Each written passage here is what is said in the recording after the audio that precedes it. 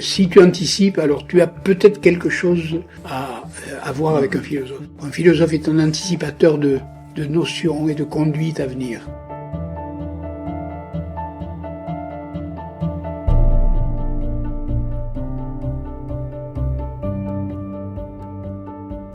D'un moment à un autre, un homme redresse la tête, renifle, écoute, considère, reconnaît sa position. Il pense, il soupire et tirant sa montre de la poche logée contre sa côte, regarde l'heure. Où suis-je? Quelle heure est-il?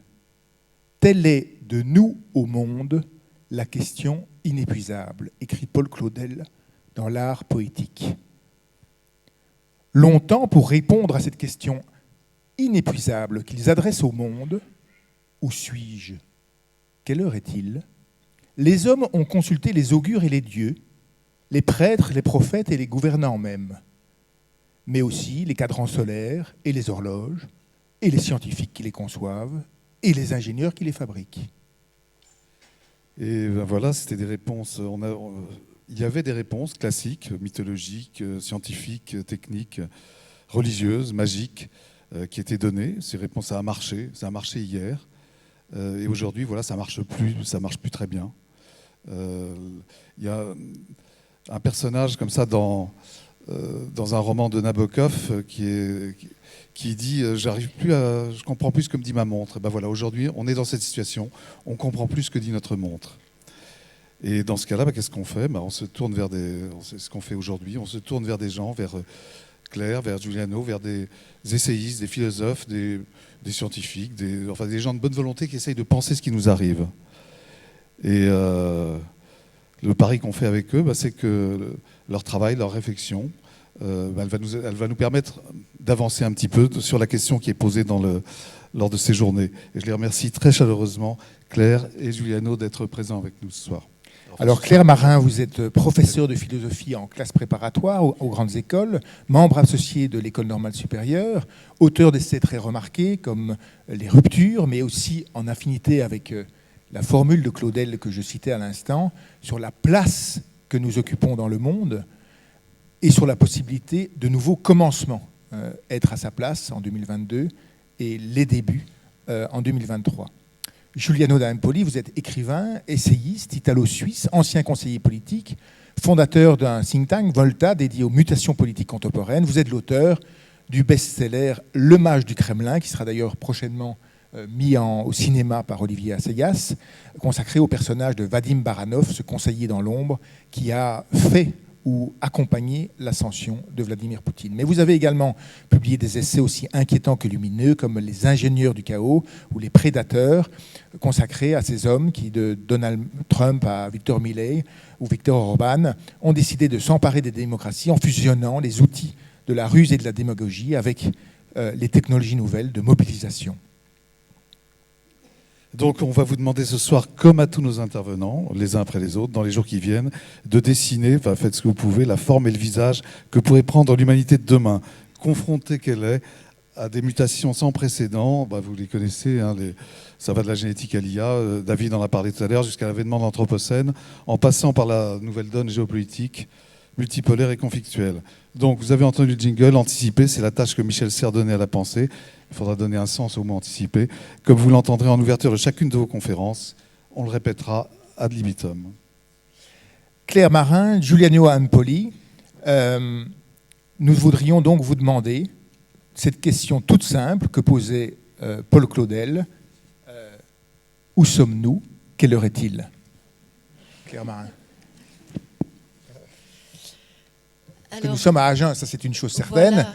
Il est un peu plus de 14 heures, mais au-delà de ces coordonnées-là, où sommes-nous et quelle heure est-il?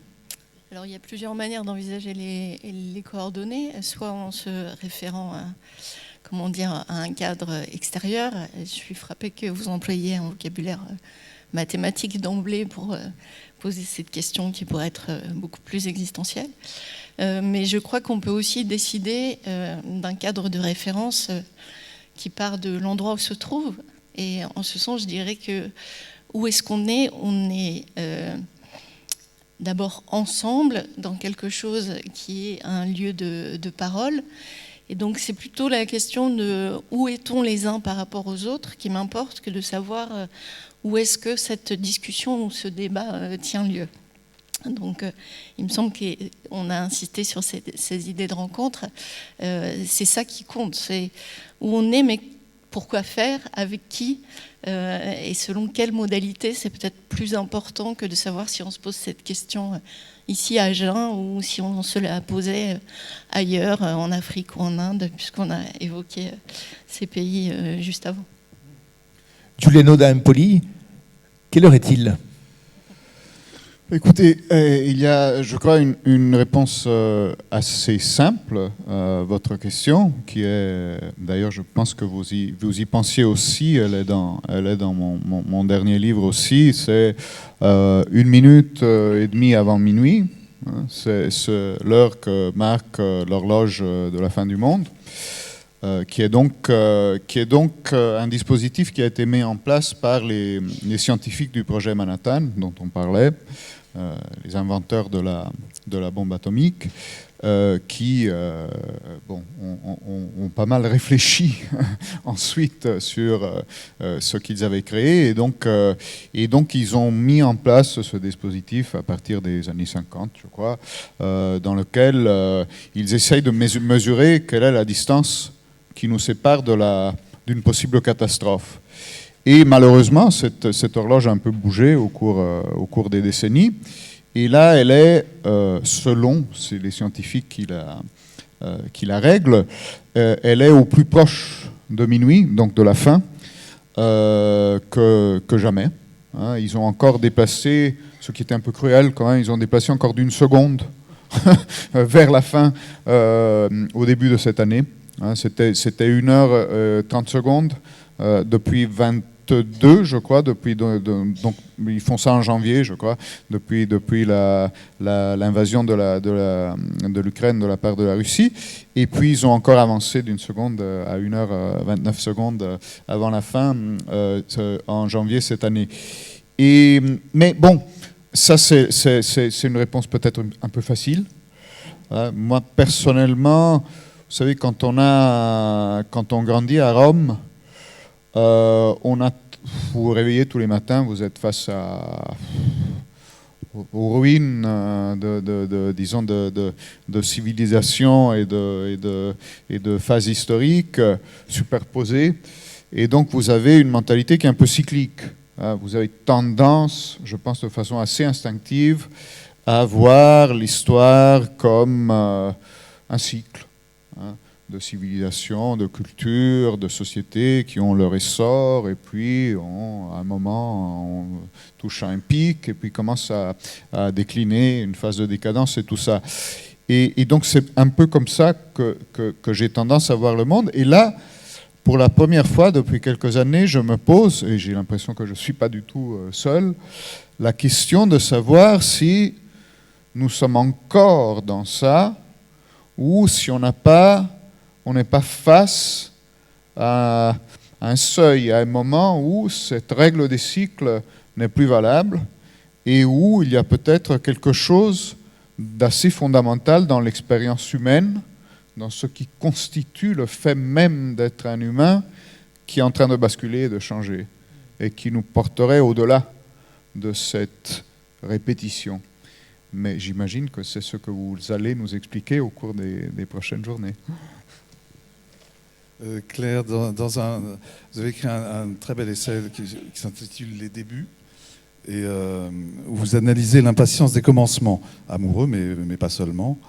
Et puisque la question posée lors de ces rencontres est celle d'un commencement, j'ose pas dire un recommencement parce qu'il faudrait pouvoir donner un début à ce premier commencement, mais en tout cas la question c'est celle d'une nouvelle vision du futur. Et vous écrivez « Même si l'avenir est de plus en plus déterminé et prévisible, suspendu aux tyrannies politiques et aux périls climatiques, l'agir n'en reste pas moins le moteur humain essentiel. » Et vous citez à ce moment-là Hannah Arendt, la philosophe Hannah Arendt, « L'homme est principe de commencement ». Donc il y a plusieurs questions. Mais la première, c'est est-ce que pour vous êtes... Giuliano vient de parler peut-être la fin d'une période de cycle, et en tout cas d'une entrée dans une période inconnue. Est-ce que vous pensez qu'on est à l'ère des commencements, en tout cas à l'ère où il faut penser des commencements? Oui, tout à fait. Je pense que c'est d'autant plus urgent de s'attacher aux conditions de possibilité des commencements que quelque chose de très inquiétant se profile. Et pour moi, ce que je retrouve dans la pensée d'Hannah Arendt, que vous avez rappelé ici, c'est cette nécessité-là d'accompagner ces commencements. Et il me semble que c'est précisément là où, politiquement, nous sommes encore très défaillants.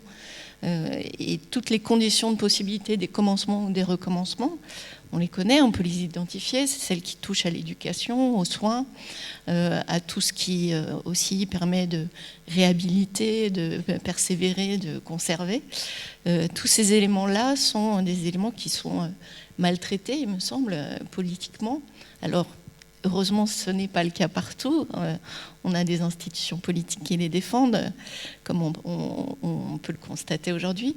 Mais il me semble qu'il faut revoir cette idée de commencement au sens où la force de l'être humain, c'est cette capacité, disait Arendt, à initier.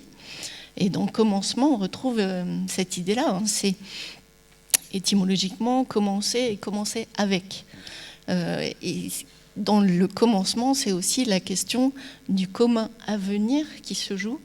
Et le risque, ce serait qu'on tombe dans une ère qui ne soit qu'une ère des débuts, c'est-à-dire des premières étincelles, sans qu'aucune continuité, aucune cohérence, aucune durée ne puisse s'installer. Et en ce sens, je me réjouis, ça n'a pas été encore évoqué, mais je me réjouis qu'ici à Agen, on pense aussi aux enfants et aux jeunes dans cette réflexion commune qui est menée, puisqu'il me semble que ce sont aussi des voix et des réflexions qu'il faut véritablement accompagner. Juste pour prolonger dans la citation que je fais dans votre livre, vous dites « L'avenir est de plus en plus déterminé et prévisible et suspendu aux tyrannies politiques et aux périls climatiques ». C'est-à-dire qu'il est à la fois déterminé et prévisible et complètement indéterminé et imprévisible. C'est ça que... Exactement, il est imprévisible dans l'ampleur de ce qu'on peut prévoir et dans la temporalité. Pardon. Non. Alors Giuliano, vous voyez, on essaie ici de mettre en place, parce que c'est vrai que Claire Marin part davantage d'une réflexion fondée sur les existences, sur notre rapport, je dirais, plus individuel à ces changements, et Giuliano, d'un point de vue plus machiavélien, du point de vue du politique. Et ce qu'on va essayer ici... C'est une obsession chez vous. David, vous... C'est pas une autorité que vous balayez, mais on peut dire, on peut en prendre d'autres. Mais donc l'existence, la politique, c'est un peu ce qu'on va essayer ici de réfléchir dans cette discussion d'ouverture sur la manière dont à la fois nous sommes face à des bouleversements qui sont un peu loin de nos existences, même si nos existences sont percutées par ces changements, et donc on essaie de comprendre comment ça s'articule. Donc il y a un petit jeu de gymnastique, mais j'espère qu'il va faire sens pour chacun d'entre vous. Donc question plus, j'oserais pas dire machiavélienne, mais politique. Giuliano, vous avez écrit dans Les Ingénieurs du chaos, qui était paru en 2019, c'est déjà loin, vous diagnostiquiez le surgissement d'une série de leaders, Beppe Grillo en Italie, Viktor Orban en Hongrie, Bolsonaro au Brésil, c'était avant la réélection de Donald Trump, qui avaient mis, vous aviez repéré ça avant beaucoup d'autres, qui avaient mis les outils des plateformes numériques au service de la colère, d'une colère parfois légitime, populaire, contre les élites. En France, c'était le moment où éclatait, je vous le rappelle, la révolte des Gilets jaunes. Le chaos, souteniez-vous dans ce livre, était l'outil de l'insurrection contre l'ordre établi. Et 5 ans plus tard, dans L'heure des prédateurs, qui est paru cette année, publié donc après la réélection de Donald Trump, ce diagnostic, j'ai le sentiment, s'est un peu aggravé. Le chaos, dites-vous, n'est plus seulement l'arme des insurrections contre l'ordre établi, il est devenu le sceau du pouvoir, un mode de gouvernement.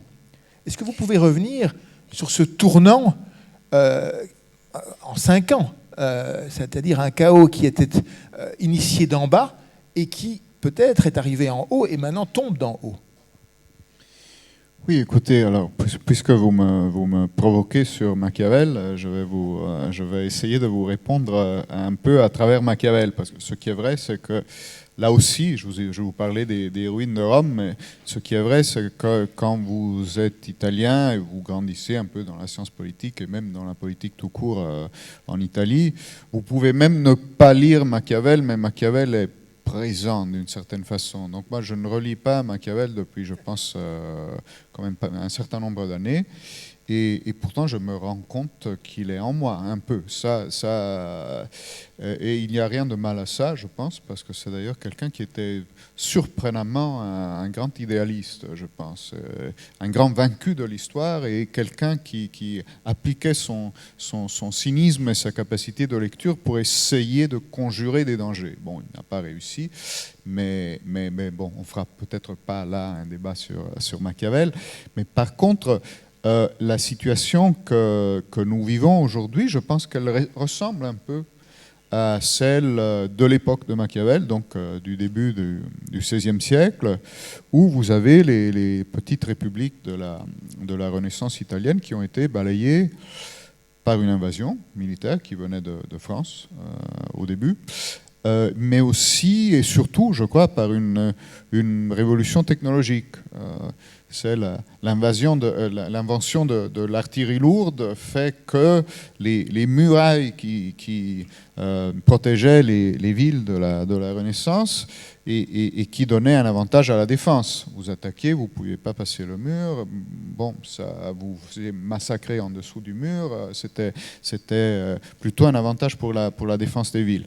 Et là, avec l'artillerie lourde, vous avez des canons qui détruisent les murailles. Et donc, la technologie de l'offensive progresse plus rapidement que la technologie défensive, et les historiens de la technologie militaire savent et nous disent que dans les phases de l'histoire où les technologies offensives progressent plus rapidement que la défense, eh bien, ça donne du belliqueux, du chaos, de l'instabilité et tout ça. Et aujourd'hui, en effet, si vous regardez un peu ce que nous vivons, nous sommes à nouveau dans une époque où, non seulement sur le terrain militaire, on le voit aussi. Vous avez un drone à 200 euros, $200 qui fait des dégâts pour des millions, des dizaines de millions, etc. Vous avez une cyberattaque qui ne coûte pas grand-chose et qui peut détruire des infrastructures ou paralyser des infrastructures qui valent des milliards. Mais au-delà du terrain militaire, je pense que c'est un peu la situation dans laquelle nous vivons tous. Au fur et à mesure que nous basculons, que nos sociétés, que nos débats, que nos vies, même individuelles, basculent dans la dimension du numérique, le numérique, Internet, les réseaux sociaux, etc., c'est un monde dans lequel l'attaque ne coûte rien, n'implique aucune responsabilité, vous ne payez aucun prix pour une campagne de haine sur Internet, sur les réseaux, pour un comportement très agressif dans cette sphère-là. Et s'en défendre, très difficile, pratiquement impossible, et en tout cas à un coût très élevé, parce que du coup il faut que vous alliez personne. Enfin, c'est très compliqué. Et donc, je crois qu'on est dans un environnement, moi j'appelle ça la Somalie digitale numérique, parce que, non pas par référence à la Somalie, ça pourrait être n'importe quel État en faillite, qui n'a pas de règles, qui n'a pas de responsabilité, où la guerre où la loi est faite par des seigneurs de la guerre, qui sont avant tout les propriétaires des plateformes, et puis tous ceux qui savent exploiter cette logique très agressive, donc de nouveaux leaders, de nouveaux mouvements, de nouvelles personnalités. Et on bascule un peu tous dans ça, parce que notre sphère publique, elle bascule là. Et même les médias traditionnels, le débat politique traditionnel au Parlement, dans les endroits, sur la place publique où ça s'est toujours déroulé, au lieu de coloniser avec ses règles, avec les règles de la démocratie libérale, tous les défauts qu'elle peut avoir, mais avec ces règles-là, au lieu de coloniser l'espace digital, c'est le contraire qui se produit. Et donc c'est cette logique très, très agressive qui prend le dessus, qui pousse les extrêmes, qui prend le dessus un peu à tous les niveaux. Et donc, je pense que ça change un peu les règles du jeu. Mais est-ce que donc le chaos était un outil pour mettre à bas les partis en place, les autorités, les règles établies? Quand le chaos devient un mode de gouvernement, est-ce qu'il s'agit uniquement de gouverner par le chaos de manière imprévisible, pour dérouter ses adversaires, pour rester en place, ou est-ce que ceux que vous appelez les prédateurs, les nouveaux prédateurs, ont, avec ce chaos, un programme? Alors, je pense que c'est toujours difficile de parler de programme parce qu'il y a le risque de surdéterminer des choses. C'est-à-dire que même Trump, pour citer un cas concret, je pense qu'il ne faut jamais le sous-estimer parce que c'est évidemment un animal de pouvoir, un animal politique qui a un instinct remarquable, mais il ne faut pas le surinterpréter parce qu'il ne faut pas non plus lui attribuer ce qu'on fait souvent. Vous voyez, les politologues, les gens, les observateurs, ils sont là et puis ils disent « Ah, mais il a fait ça parce que c'est une stratégie. En réalité, ça a l'air idiot, mais c'est très malin, etc. » En réalité, non. C'est-à-dire que Trump est quelqu'un qui, comme beaucoup de ses acteurs, est quelqu'un qui, simplement, d'une certaine façon, profite de façon très, très efficace d'un moment qui valorise, qui met en valeur ses qualités. J'essaie de raconter un peu ça dans le livre aussi. Par exemple, Trump est quelqu'un qui ne lit jamais, qui n'a jamais... Alors, ce n'est pas une question de ne pas avoir lu un livre ou un journal. Il ne lit même pas les 10 lignes que lui présentent ses conseillers avant une réunion, avant une conférence de presse, etc. Alors, c'est un peu un handicap, a priori, pour une transmission structurée de la connaissance, enfin, de l'information. Mais dans cet écosystème-là, ça peut devenir un avantage. Quelle est, au fond, la force de Trump aujourd'hui? C'est qu'il produit de la vitesse et de la sensation tous les jours. Et donc, dans un écosystème, encore une fois, d'information, dans une sphère publique qui récompense ça, hein, parce que c'est une sphère publique, là aussi, ce n'est pas un complot. La sphère publique dans laquelle on vit, le numérique, qui ne pousse qu'à l'extrême, qui ne pousse que les idées les plus violentes d'un côté et de l'autre, qui segmente, qui polarise, ce n'est pas le fruit d'un grand complot, d'une grande vision. C'est l'aspect collatéral d'un modèle de business. Pour vendre de la publicité avec ce type de technologie, si vous n'avez pas de régulation et vous n'avez aucune limite à ce que vous pouvez faire, vous créez un système qui va, sans limite, pousser les notions, les concepts, les idées et les personnages les plus extrêmes, d'un côté et de l'autre. Et donc, Trump, que fait-il? Il ne fait qu'exploiter ça, et il produit un effet de sidération qui est beaucoup plus puissant que les conséquences négatives qu'il porte. C'est-à-dire, si chaque jour, il produit une sensation, quelque chose voilà, une réaction très forte par une action, une déclaration ou quelque chose, qui produit un effet de mouvement. Et le jour d'après, il va souvent revenir en arrière. Il va souvent se contredire. On l'a vu sur les négociations commerciales, on le voit sur l'Ukraine tous les jours, on le voit sur beaucoup de sujets. Mais il le fait avec la même force, avec la même rapidité, avec la même transgression que le jour précédent, sauf dans la direction opposée.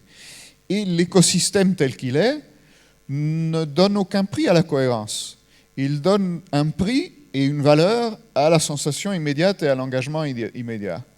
Et donc voilà que quelqu'un dans un environnement chaotique, et en générant et en multipliant le chaos, au fond peut multiplier sa force. Mais excusez-moi d'insister, ce n'est pas au service c'est-à-dire de détruire le modèle existant, un modèle social-démocrate qui est différencié en Europe et aux États-Unis, mais tout de même un modèle existant. On le voit sur, je sais pas, les services sociaux aux États-Unis. Est-ce qu'il n'y a pas l'idée de mettre à terre un modèle et quand même de mettre en place un modèle beaucoup plus inégalitaire, beaucoup plus axé sur la réussite que sur la solidarité. Enfin, donc, est-ce qu'il n'y a pas dans les marges du chaos dans lequel on met le système existant un nouveau modèle qui est en train d'être mis en avant? Bien entendu, je pense que c'est tout à fait le cas. Je pense que ce modèle naît justement de la convergence qui est aujourd'hui explicite entre des acteurs comme Trump, qui sont au fond, encore une fois, des acteurs assez classiques. Hein. Franchement, vous ouvrez là aussi des classiques romains, latins, du Tacite, du Suétone, vous en trouvez des tas de Trump, hein, et des Bolsonaro, et d'autres leaders de l'extrême droite, et pas forcément que de l'extrême droite. C'est plutôt de ce côté-là que ça se passe, mais ce n'est pas nécessairement que des leaders de ce type. Beppe Grillo n'était pas un leader de l'extrême droite, et pourtant, c'était quelqu'un qui avait plus ou moins les mêmes caractères. Mais ces personnages-là, avec ce caractère-là, aujourd'hui, je pense qu'ils sont... ils surgissent de cette forme d'insurrection numérique, hein, c'est de cet écosystème-là qu'ils viennent. Ce sont des outsiders, ce sont des gens qui veulent mettre à bas le système tel qu'il est, mais ils convergent aujourd'hui avec ce que moi je considère les prédateurs technologiques, qui sont effectivement les patrons des grandes plateformes. C'est très peu d'individus à la fin, mais on en parlera peut-être. Et là, ce qui est intéressant et assez effrayant de cette convergence, c'est que ce sont des sujets très différents. Si vous prenez les Trump, les Bolsonaro, l'extrême droite européenne, etc., vous avez au fond des gens qui sont plutôt qui proposent plutôt une vision assez archaïque de la société, des rapports sociaux, un retour aux racines, à la nation, aux frontières, éventuellement avec une composante raciale, quelque chose de souvent très misogyne, de masculin, et d'assez traditionnel, de très vertical. Et ça, c'est la conception de ces personnages-là qui n'a pas grand-chose à voir avec celle des patrons de la tech.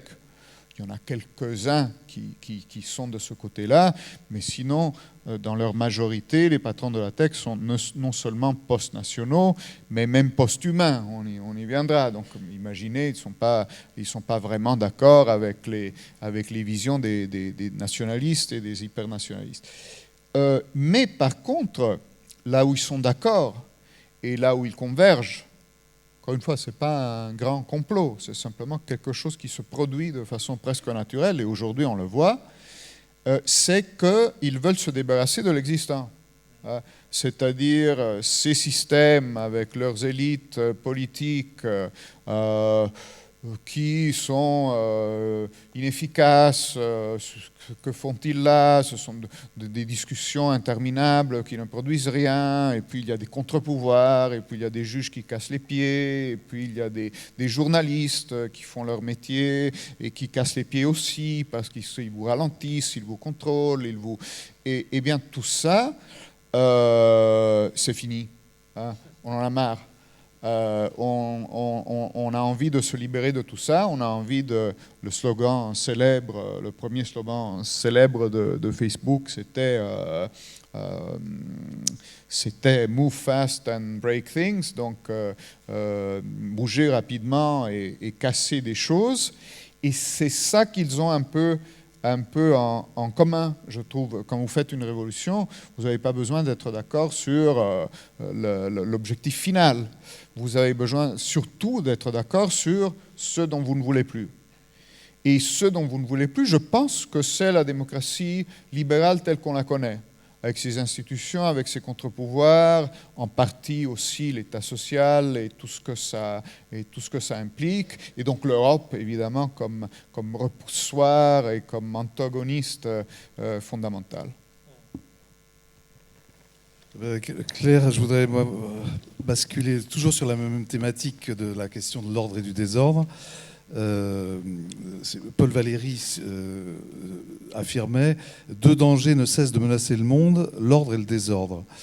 Et je ne sais pas comment ça s'articule précisément avec la question que vient de développer à l'instant Giuliano, mais il y a tout de même une relation très forte, c'est qu'on va retrouver l'un et l'autre dans nos existences. Alors, en ce qui vous concerne, vous qui avez utilisé l'expression « trouver sa juste place », moi j'ai le sentiment, en tout cas je me demande aujourd'hui, s'il n'y a pas est-ce que cette aspiration à trouver sa juste place dans le monde, dans notre société, ne se confronte pas à celle de remettre chacun à sa place, avec les femmes, les étrangers, les jeunes, les machines aussi, les remettre à leur place.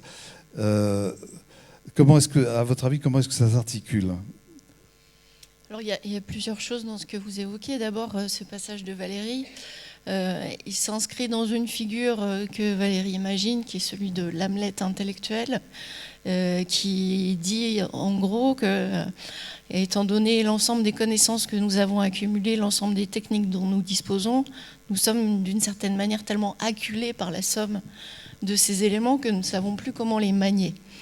Comme si finalement ce que nous avons produit finissait par nous engloutir d'une certaine manière. C'est intéressant de voir qu'il écrit déjà ça et que ça résonne particulièrement aujourd'hui. Je pense que l'une des difficultés justement dans ces questions d'ordre et de désordre, c'est notre capacité à ordonner, à organiser quelque chose qui nous apparaît maintenant comme un chaos d'éléments et qui semble appeler presque une autre intelligence que la nôtre pour être mise en système ou pour être structurée.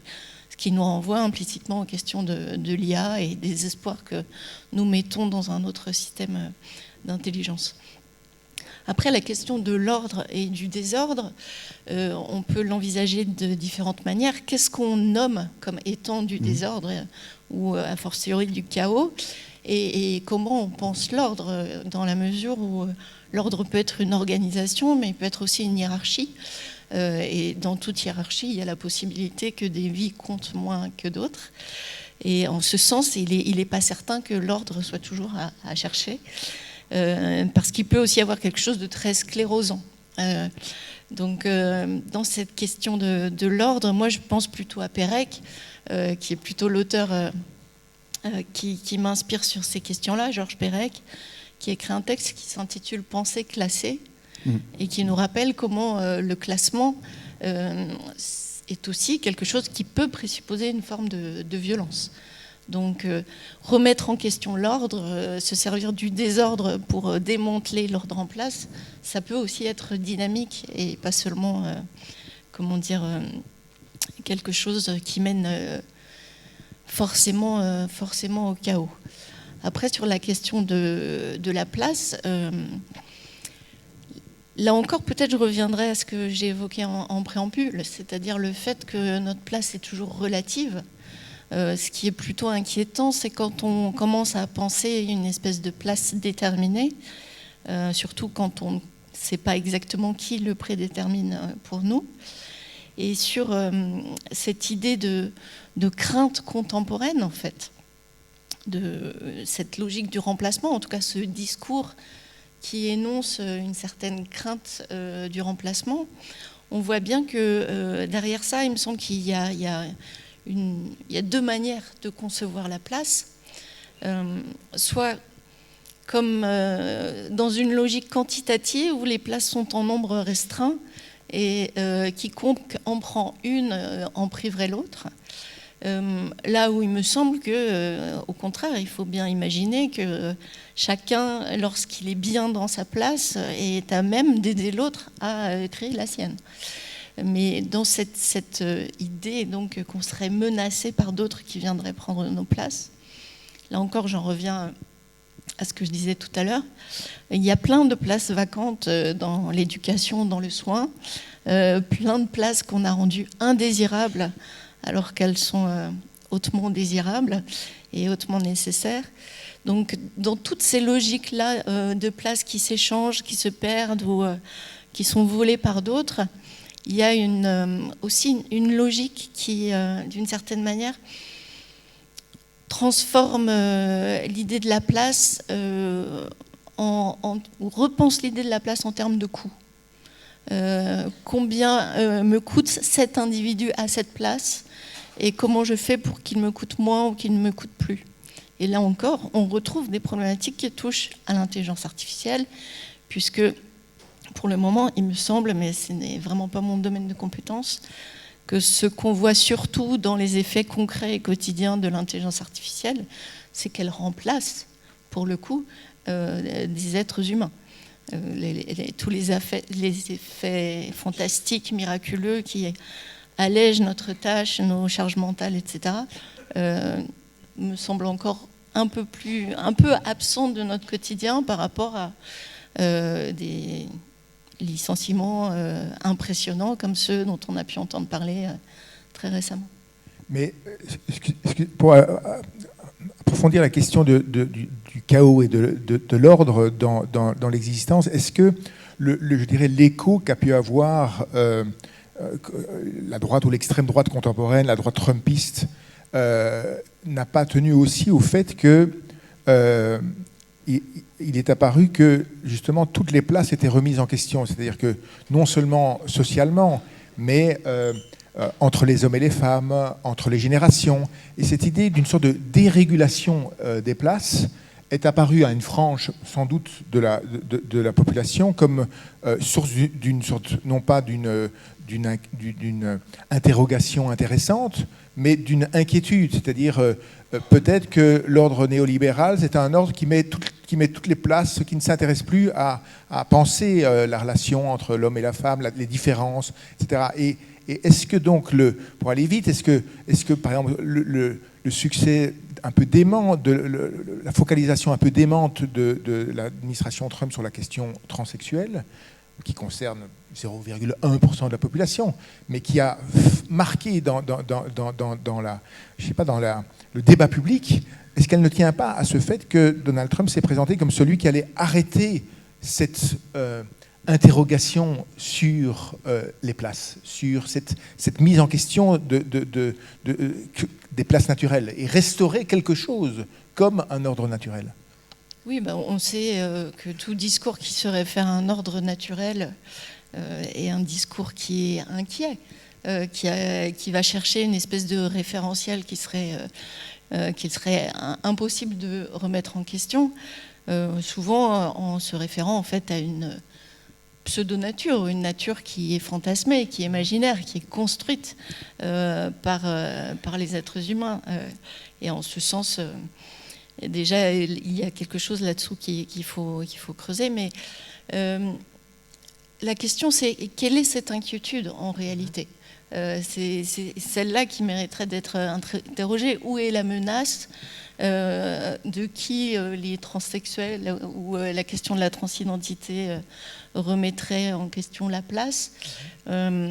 Donc il y a ici quelque chose qui, pour le coup, est très propre aux sophistes, de se focaliser sur quelque chose qui a une forme d'excentricité, qui attise une curiosité, qui va focaliser l'attention pour mieux faire quelque chose d'autre par la suite. C'est le principe du prestidigitateur, d'attirer l'attention sur un point pour se concentrer en réalité sur d'autres ou agir en réalité avec l'autre main. Giuliano, sur cet écho existentiel qu'a pu avoir, c'est un concept qui veut tout dire et rien dire, mais la critique par la droite de ce qu'on a appelé le wokisme, c'est-à-dire une sorte de dérégulation supposée des relations et des places. Quel regard vous portez, non pas politique, je dirais, mais du point de vue existentiel ? Est-ce qu'il n'y a pas eu une intelligence presque stratégique de la nouvelle droite de comprendre qu'il y avait là un trouble et qu'elle pouvait utiliser ce trouble politiquement ? Oui, je pense sans aucun doute. C'est-à-dire, mais ça, c'est dans dans les retours de verticalité, c'est-à-dire d'une proposition de pouvoir vertical qui restaure une forme d'autorité et donc de tradition, d'exercice du pouvoir, de catégories claires, de tout ça. Il y a toujours cette inquiétude non, de la perte de contrôle, de gens qui ont la sensation qu'ils vivent dans une société, qu'ils ne sont plus chez eux, qu'ils ne sont plus, voilà, qu'ils n'ont plus la... Et là, alors l'avantage, ça, je pense que c'est une histoire très classique.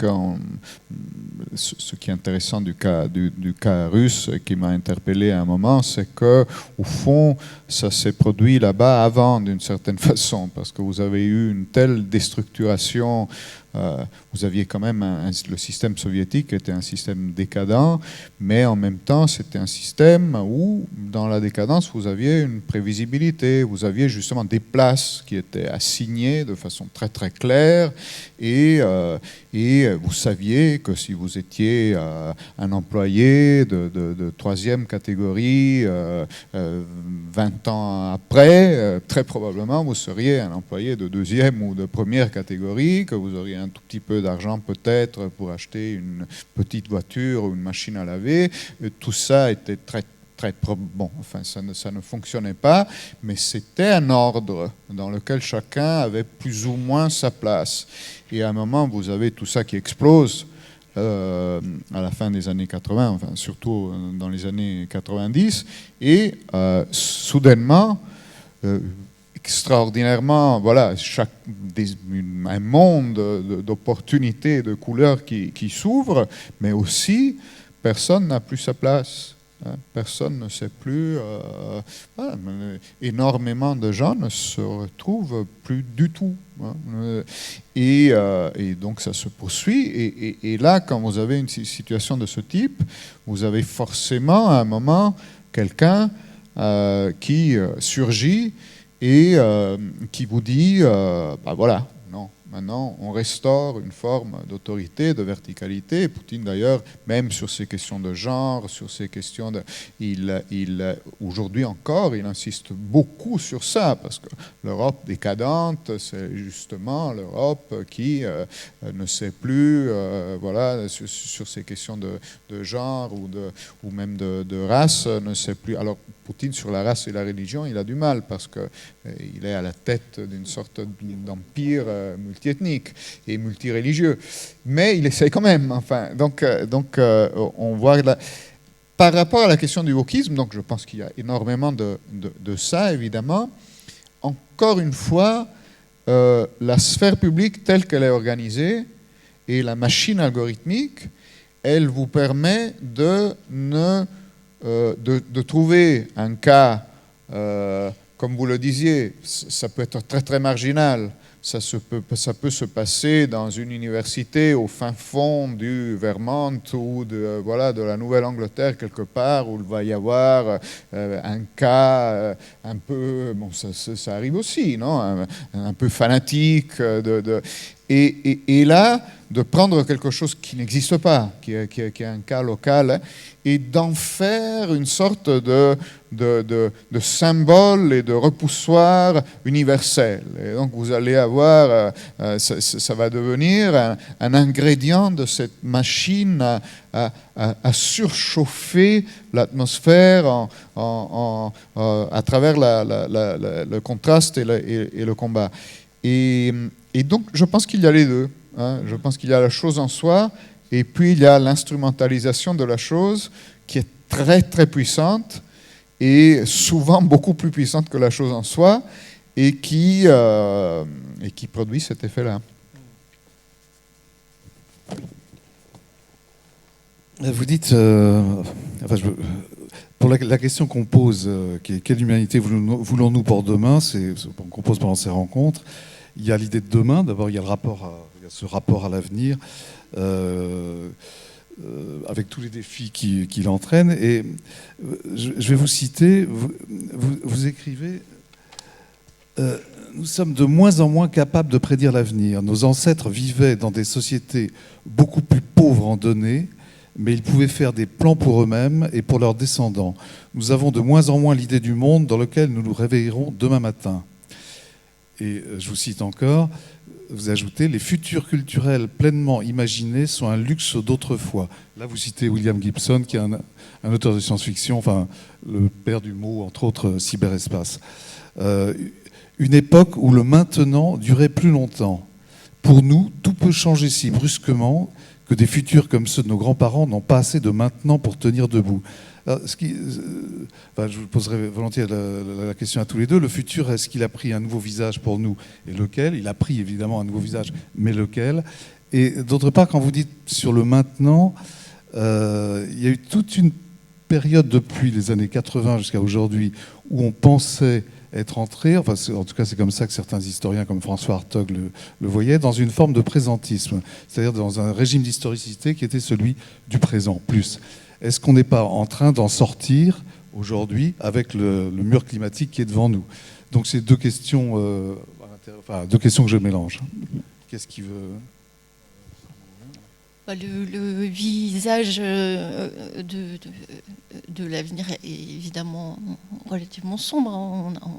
On l'a déjà suffisamment évoqué, mais le fait même de le formuler dans des termes aussi abstraits, c'est quelque chose qui doit nous interroger. Justement, il me semble qu'il ne faut pas qu'il y ait un visage de l'humanité, mais qu'il y ait quelque chose d'une forme de pluralité, de singularité qui se maintiennent. Et c'est peut-être ça qui s'efface aussi dans nos vies très contemporaines, avec une uniformisation des modes de vie et une disparition des particularités culturelles. Donc c'est ce plan-là aussi, parmi toutes les catastrophes qu'on a déjà évoquées, cet appauvrissement de la diversité et de la multiplicité des visages. Dès qu'il y a un discours qui parle d'une humanité ou d'un homme nouveau, ou de penser l'homme à venir, il y a parfois aussi quelque chose d'un peu effrayant et totalitaire derrière ce nouvel homme, puisqu'évidemment il ne s'agit pas d'une nouvelle femme, qu'il faudrait imaginer. Mais moi, j'ai justement envie de vous interroger là-dessus, Claire, parce que on a mis l'homme du Vitruve parce qu'il fallait bien trouver une illustration. Mais c'est un homme biotechnique. Moi, j'ai envie de dire, l'humanité qu'on dessinerait aujourd'hui, elle serait sans doute pas genrée, ou elle serait post-genrée. Elle serait donc peut-être que nous sommes moins abstraits que les êtres du Renaissance. Nous avons intégré à l'idée d'humanité qui est la nôtre. Les femmes déjà, mais on a parlé des adolescents. Non mais, ouais. C'est sympa. Oui, tout à fait, on les a intégrés. Il était temps. Ouais. mais donc, parce que vous dites c'est très sombre et c'est très abstrait, c'était plus sombre et plus abstrait à la Renaissance. Voilà. Oui. Donc il y a des choses très positives en fait dans l'avenir qui se dessine, mesdames, devant nous. Non, mais sérieusement, effectivement, je pense que ce qui peut être intéressant, c'est de voir comment de nouveaux visages sont intégrés aujourd'hui dans le panel des visages de l'humanité. J'espère que oui, effectivement, on n'aura plus seulement un homme blanc avec en plus un corps qui n'existe pas vraiment, en tout cas pas toujours aussi parfait dans sa musculature. Enfin... Mais oui...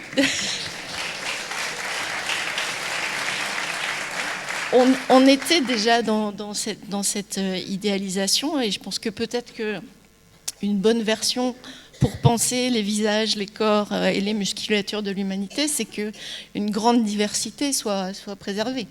Et donc ça peut vouloir dire effectivement que certaines catégories qui étaient les nôtres, et surtout certains invisibles de ces représentations, désormais aient une forme de visibilité. Mais ça, c'est quand même une option... assez optimiste, parce qu'on voit bien déjà dans la représentation des humains au sein des algorithmes, au sein d'un certain nombre d'éléments de représentation virtuelle, qu'on n'a pas forcément une représentation très variée de ce qui constitue la diversité des êtres humains, masculins, féminins et autres.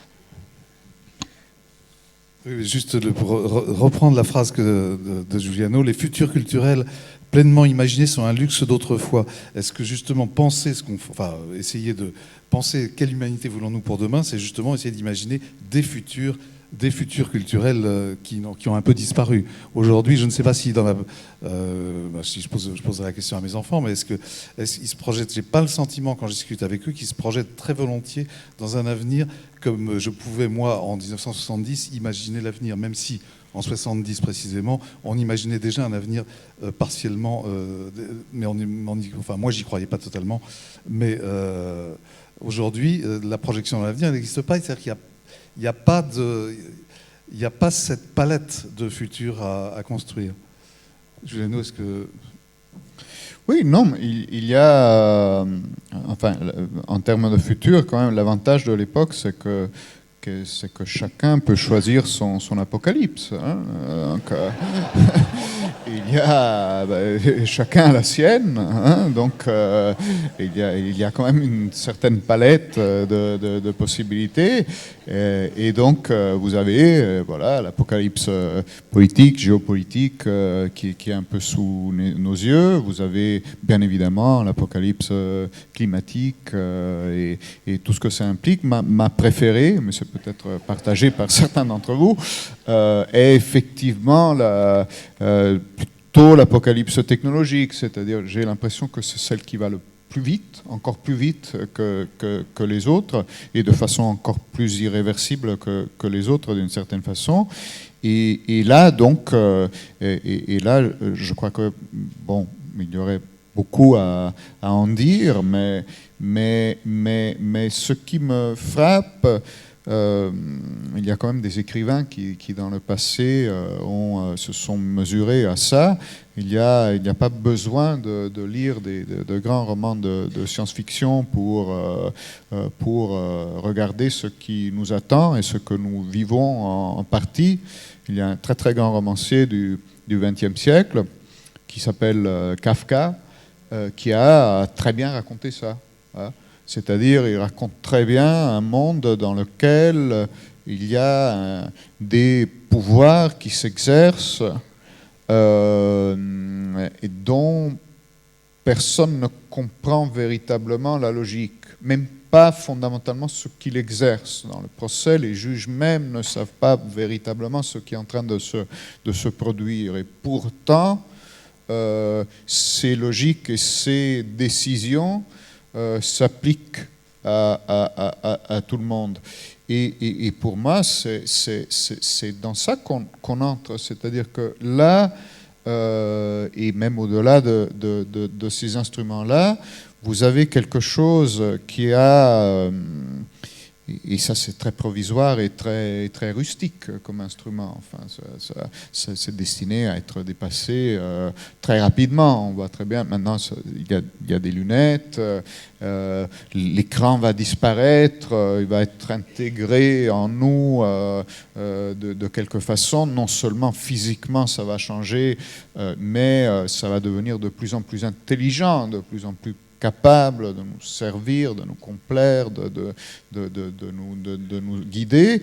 Et cette interface-là, et tout ce qui vient, elle est tellement pratique, elle est tellement magnifique, elle nous permet de communiquer avec nos amis, avec ceux que nous ne connaissons pas, avec le monde, avec nous-mêmes, même en nous mesurant et tout.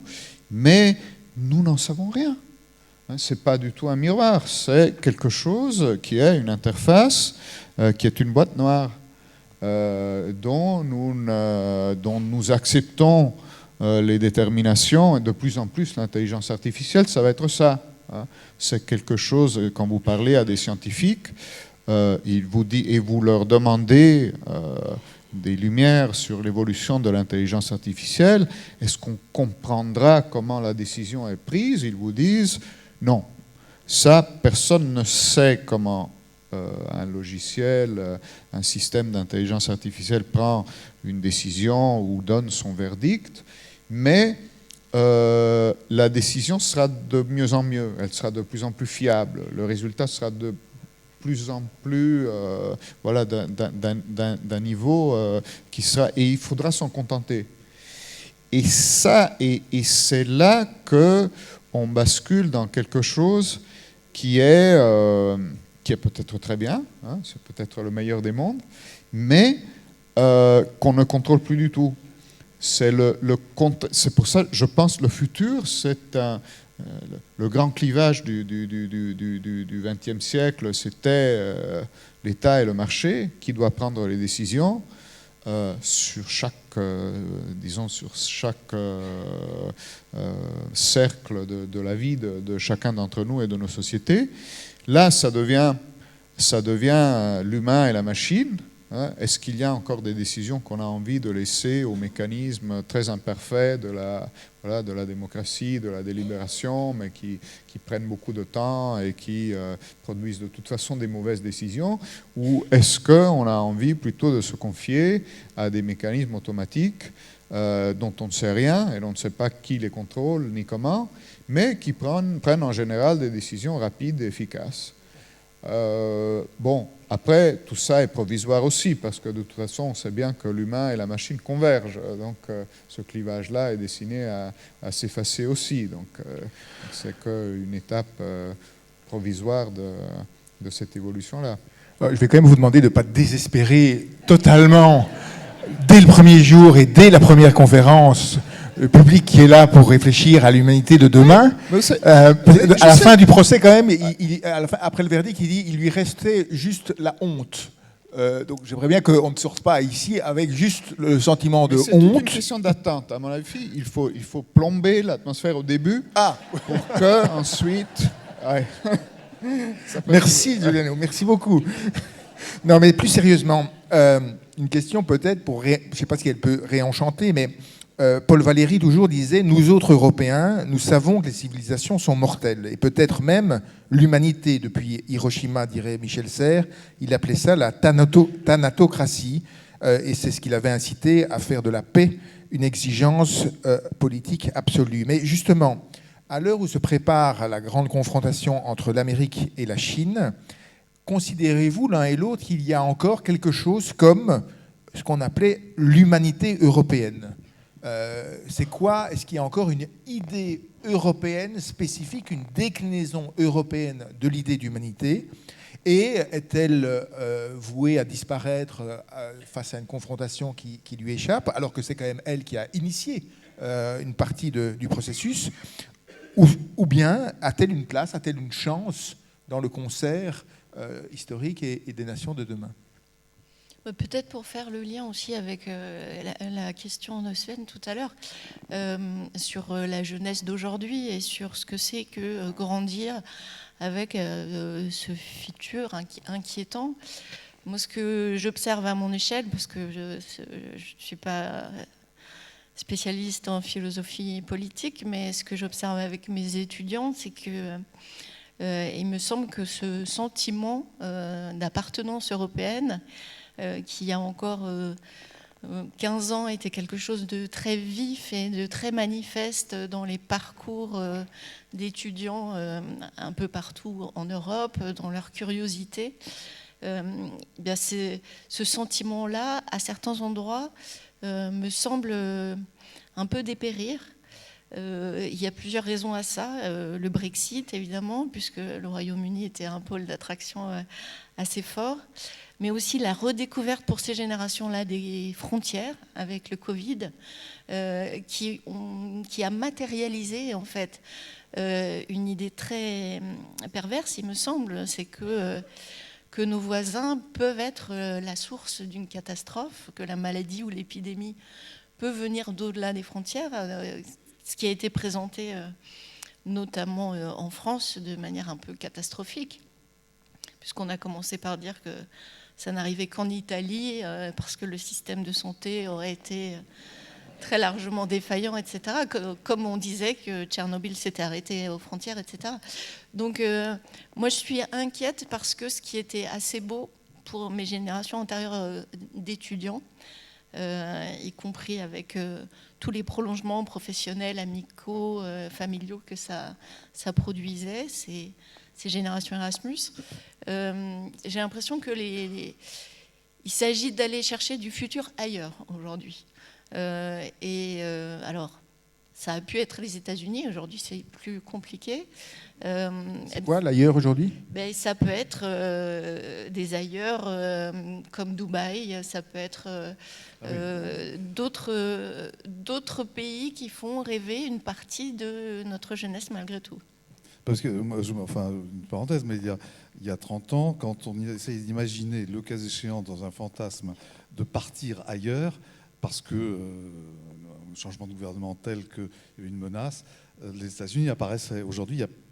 Si vous posez la question à droite, à gauche, il n'y a plus de pays auxquels, il n'y a pas beaucoup de pays auxquels on pense quand on se dit, tiens, il y a un refuge quelque part.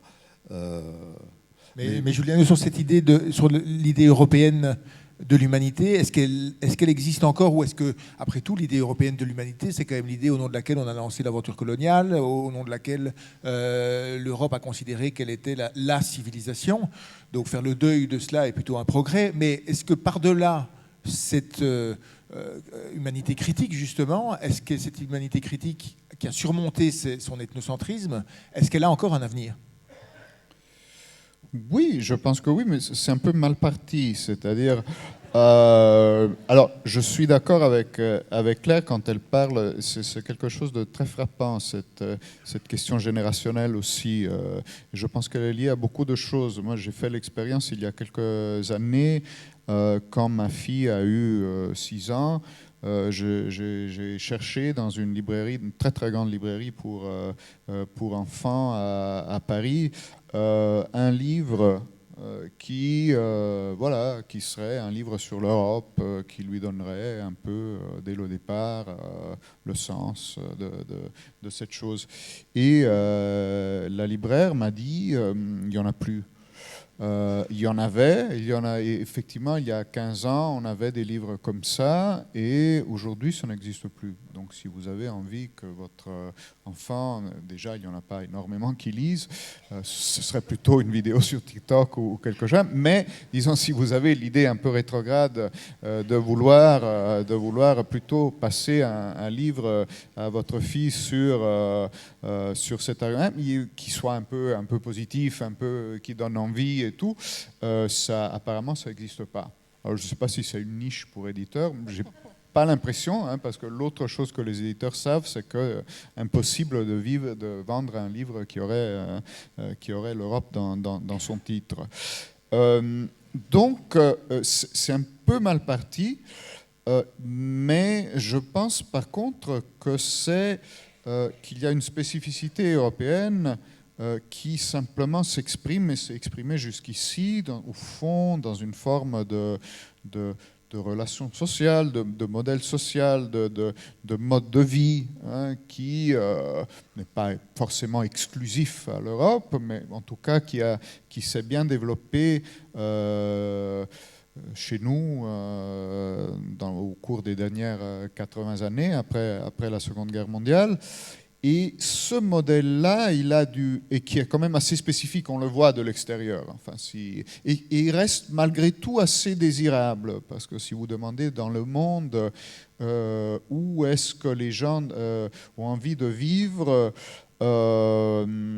c'est vrai que la composante rêve a tendance à s'estomper un peu, surtout pas que pour nous, pour tous ceux qui nous regardent de l'extérieur, mais l'Europe reste très désirable. En général, c'est l'Europe et les États-Unis. Aujourd'hui, je pense que les États-Unis probablement baissent un peu en termes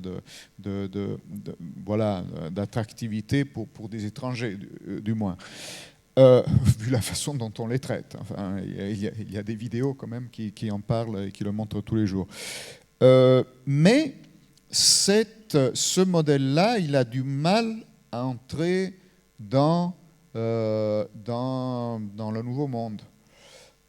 Et là, je trouve qu'il y a au fond quelque chose d'assez frappant, c'est-à-dire qu'on voit très bien le modèle chinois du monde nouveau, et et de l'humanité nouvelle, si on veut, on voit quand même assez bien le modèle... Le modèle chinois, c'est quoi, en 2 mots?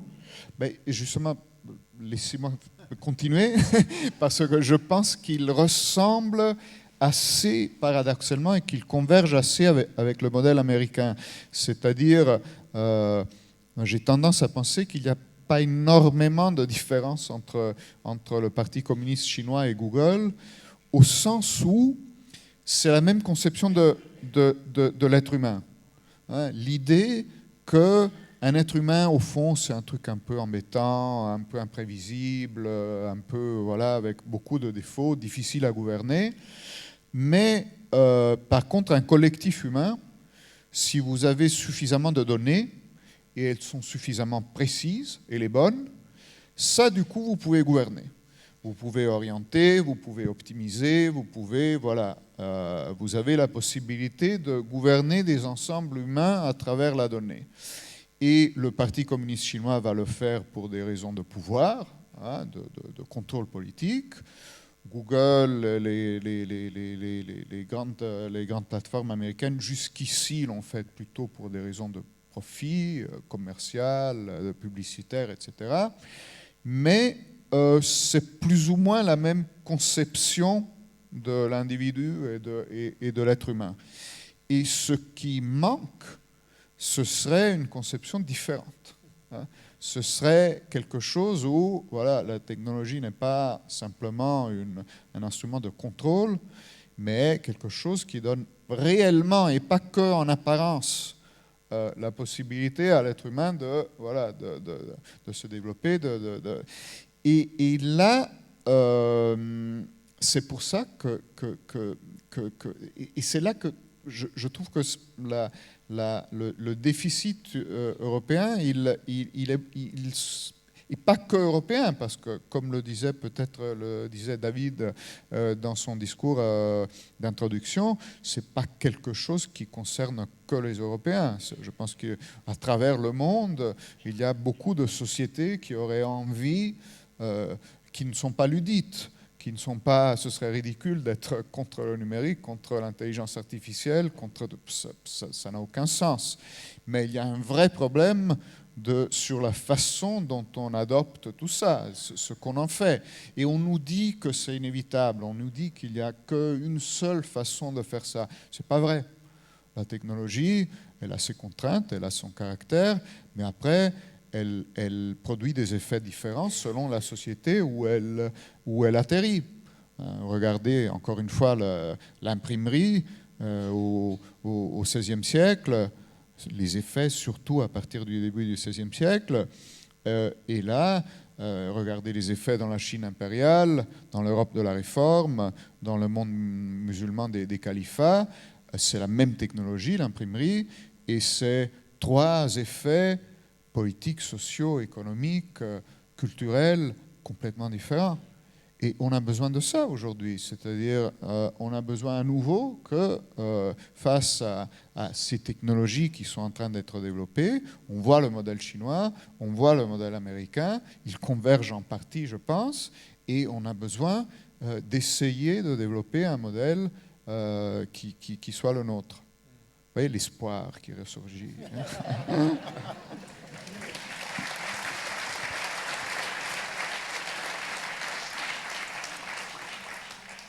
Oui, pour rester, enfin peut-être pas tout à fait sur l'espoir, mais rebondir sur votre remarque sur l'horloge de l'Apocalypse, hein, l'horloge inventée par le bulletin of the Atomic Scientist.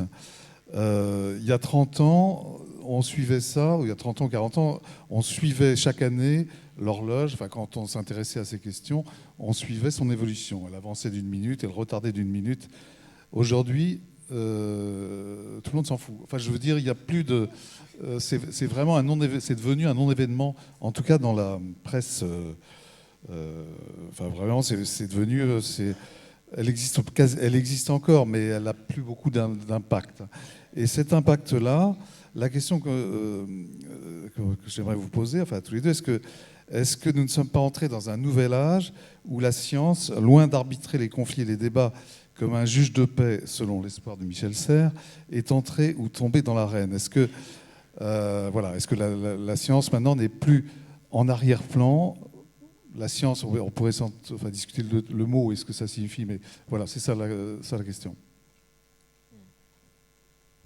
Je ne sais pas si ce décompte vers l'apocalypse est devenu quelque chose dont tout le monde se fiche. Moi, là encore, je reviens à mes étudiants, mais c'est mon métier principal.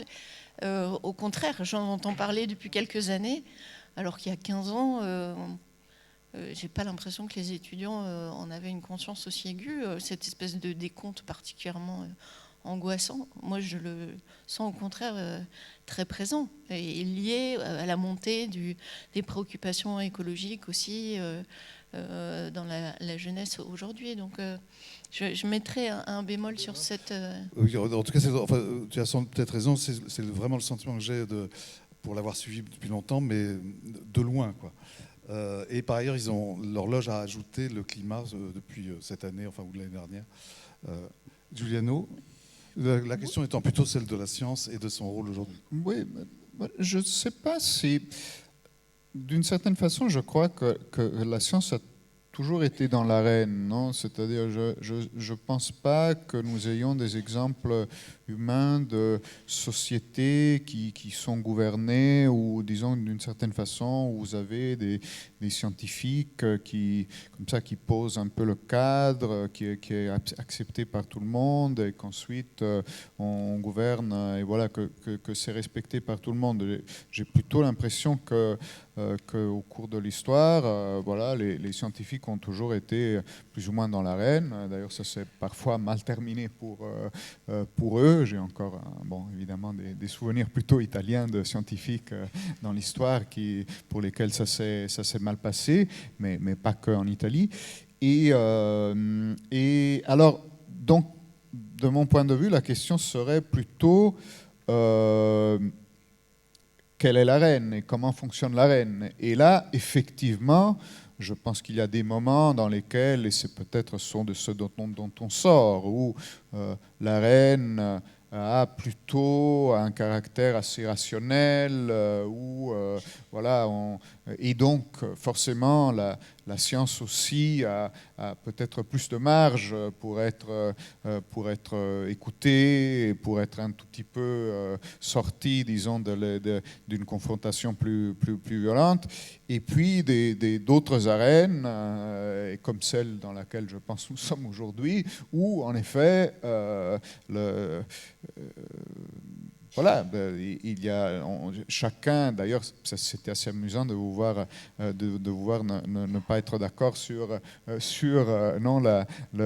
perception de l'horloge, parce que nous vivons de plus en plus effectivement dans des environnements qui sont, ça a toujours été le cas, encore une fois, l'objectivité, la connaissance objective n'a jamais existé, mais c'est vrai que nous sommes aujourd'hui dans des sociétés dans lesquelles le célèbre lapsus d'Éric Zemmour pendant la dernière campagne électorale, non, où il dit je ne vois que ce que je crois, c'est un peu la nouvelle épistémologie de l'époque, hein.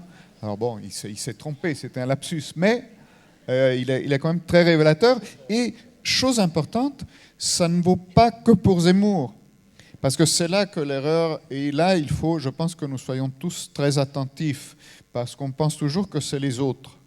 On pense toujours que c'est les autres qui sont dans une bulle de leur réalité, qui sont complètement aveuglés, manipulés, qui ne comprennent rien, alors que nous, on les regarde de l'extérieur et on se dit, mais quand même, ils sont cons. Et là, en réalité, ce n'est pas vrai, hein. On y est tous, sous une forme ou sous une autre, et il faut prendre ça en compte.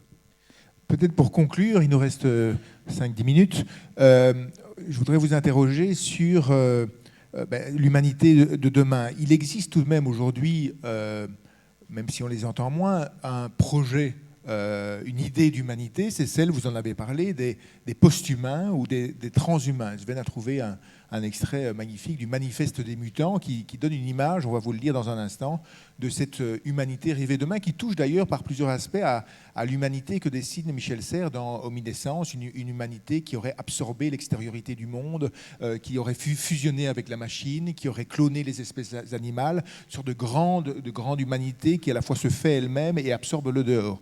Ça, c'est l'humanité transhumaniste. J'ai envie de vous interroger sur, on va lire le passage, mais parce que l'humanité européenne par rapport à celle-là, vous dites il faut que l'Europe avance une idée de l'homme, mais on a l'impression que l'Europe n'apparaît que comme celle qui régule les projets un peu déments des autres, c'est-à-dire la fusion de la machine et de l'esprit humain.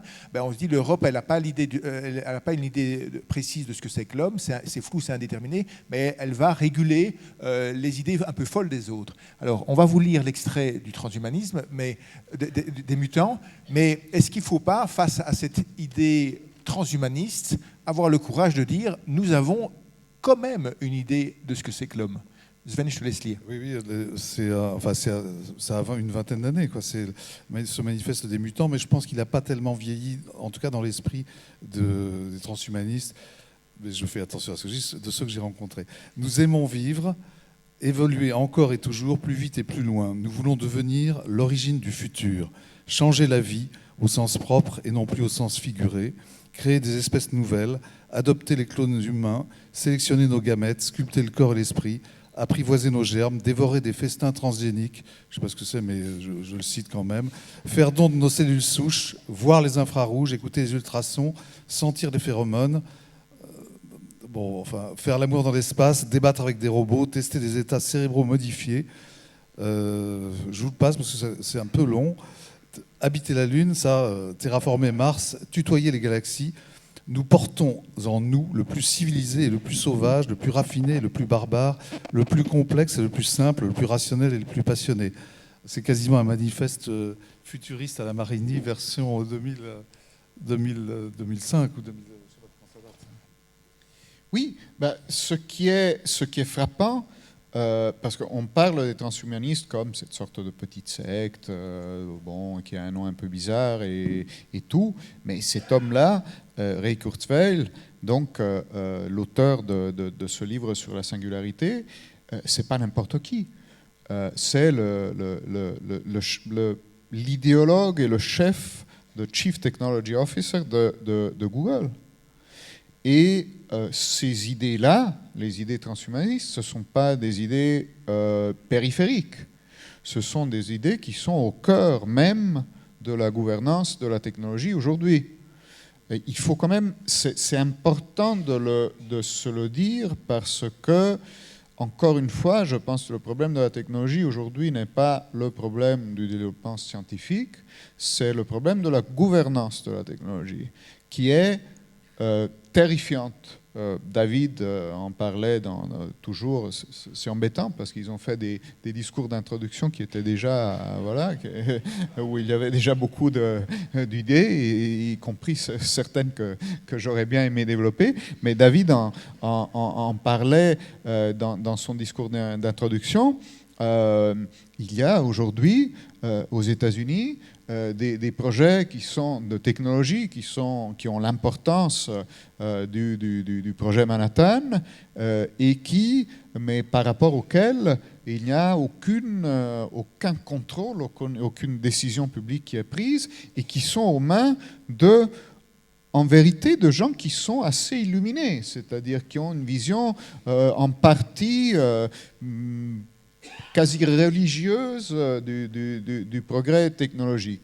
Alors, ce qu'il faut dire aussi, c'est que la réponse à ça ne peut pas être, encore une fois, une réponse, et c'est souvent la réponse européenne, qui est une réponse simplement de déploration, de limitation, de dire, parce que c'est très puissant quand même cet imaginaire-là. Hein, c'est quelque chose, encore une fois, si on revient à la Renaissance, il y a presque des termes qu'on pourrait retrouver, ou les Lumières, enfin, il y a une énergie très très puissante, même idéologique et philosophique là-dedans. Et donc, il faudrait réussir, mais c'est très difficile, à être dans quelque chose qui soit Mais David s'en occupe beaucoup aussi. C'est un peu lui l'expert du futur motivant. Hein, il va peut-être en parler à la fin de ces journées. Mais il faudrait qu'on soit capable, en effet, de ne pas être que dans la posture comme ça, un peu régressive de l'animal traqué, hein, mais qu'on réussisse aussi à être dans quelque chose qui va dans le positif, qui développe, qui donne envie, qui génère de l'énergie et tout ça. Et sur ça, bon, facile à théoriser, mais assez difficile à faire. Hein, mais vous êtes là.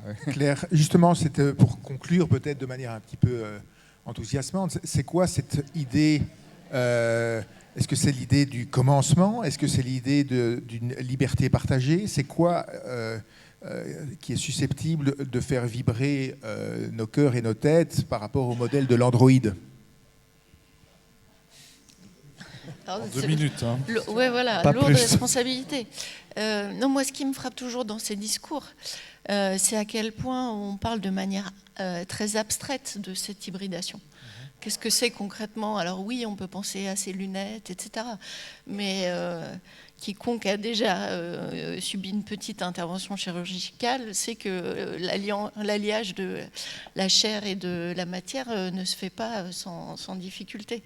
Donc moi, quand je faisais autrefois un cours sur le transhumanisme, je mettais toujours en regard les paroles, par exemple, de kinésithérapeutes dans des maisons de rééducation.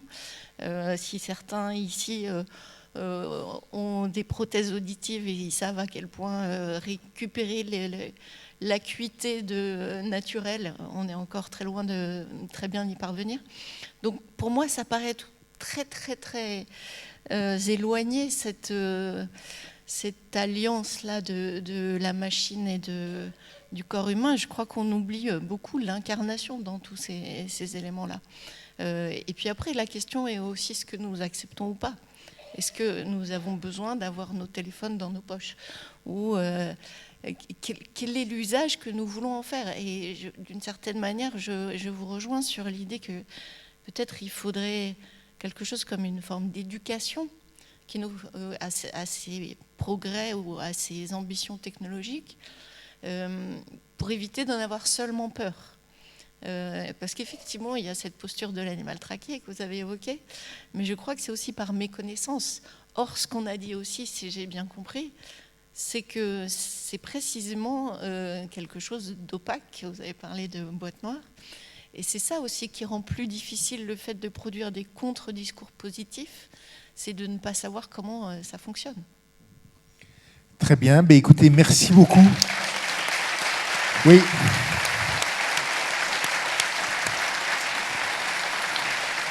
Merci beaucoup. J'ai le sentiment, vous avez ouvert toutes les questions qu'on va traiter avec certainement beaucoup de gravité, mais aussi avec profondeur et un petit peu d'espoir. Merci quand même.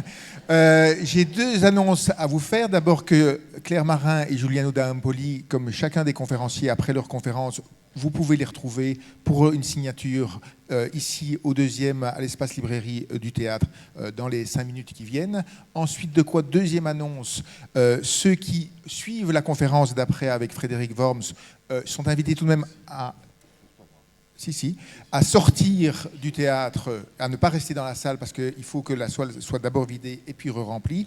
Et puis, 3e annonce, il y a une urne dans laquelle vous pouvez poser toutes les questions ou réflexions et auxquelles on répondra, comme toujours, à la fin de cette rencontre. Merci de votre attention et merci beaucoup à Claire et à Giuliano.